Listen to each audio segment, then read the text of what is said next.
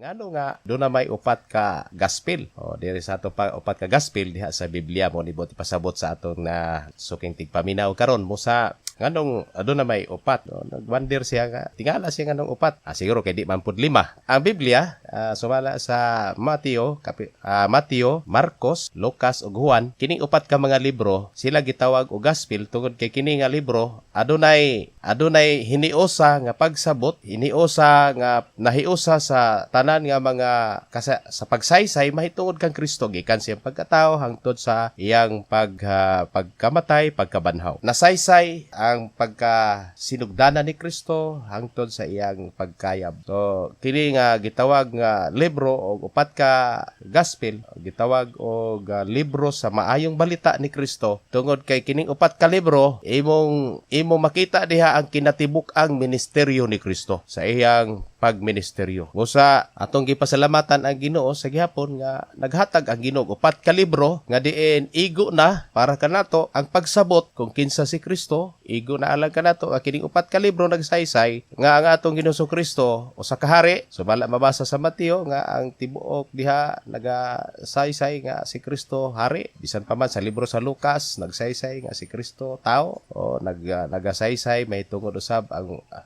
Marcos nagsaysay nga si Kristo servant, alagad o ulipon o bisan pa man diha sa Juan nagasaysay nga si Jesus anak sa Dios. So kay imong tan-awon mga higala, kini nga mga libro, upat ka mga libro, igo sa alang kanato nga kita mamaluwas. Makabaton sa kaluwasan kay ang kaluwasan gikan raman sa kamatayon ni Kristo didto sa krus. O niya ang pagministeryo ni Kristo, ang iyang ministry mauman ang pagpasabot sa mga tao nga ang iyang gingharian moabot, magtukod siya usa ka gingharian ug unya iyang pagaluwason ang iyang makatawhan, nga diin luwason gikan sa kaulipnan sa sala kay ang sala mao man ang bayad kamatayon. Busa kining upat ka libro igsuon hagiton ko kamo nga diin ato ni siyang pagatun-an, ato ni siyang ampingan tungod kay ang Biblia mga higala ang pinakasentro mao gayod sa Hesukristo. So nagsaysay mahitungod sa dalan